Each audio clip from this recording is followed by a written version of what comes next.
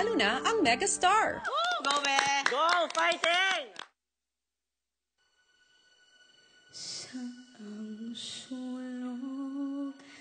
Dito na lang ako.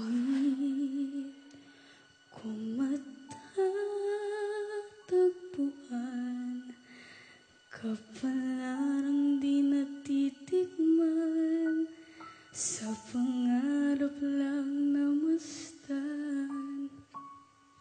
Isang lingon sa langit at isang ngiting pagkas, may tala kikislap. Go, Shawi! Patungo sa talang landas. Unti-unting mararating kalangitan at bituin. Unti-unting kinabukasan ko'y magniningning. At ngayon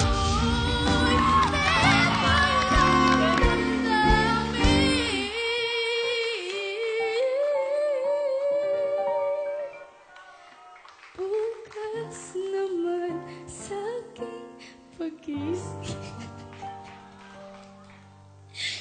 kapiling ko'y Right now. Oh.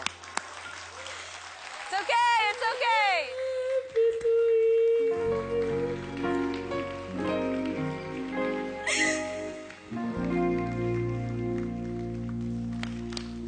Oh my goodness, ba't ka naiiyak? Teka.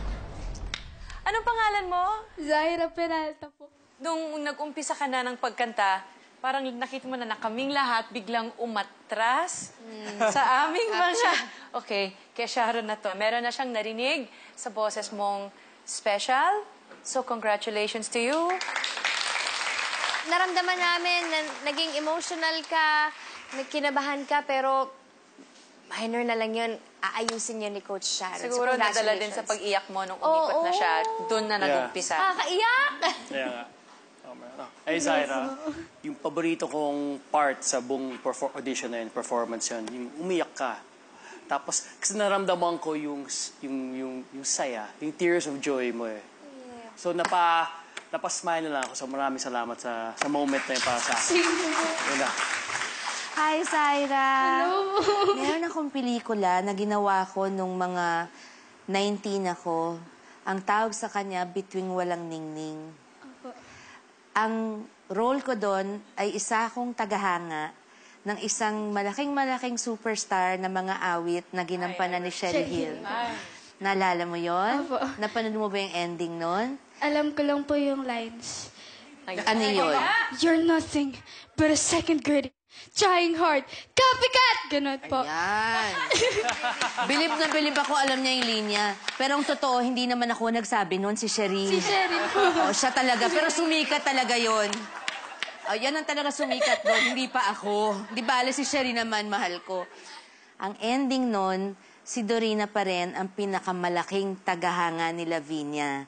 Pinasa niya ang koronang talaga namang para kay Lavinia at give up niya yung kasikatan at yung entablado para sa pag-ibig. Ngayong gabi, in spite of yung mga narinig kong medyo gusto kong itama, ako naman magbibigay ng sampagita sa iyo. Kasi natouch ako dun sa pagkita mo sa akin, umiyak ka eh. So, minsan ako naman dapat magbigay nito. Maraming salamat sa pagpili mo sa kanta ko.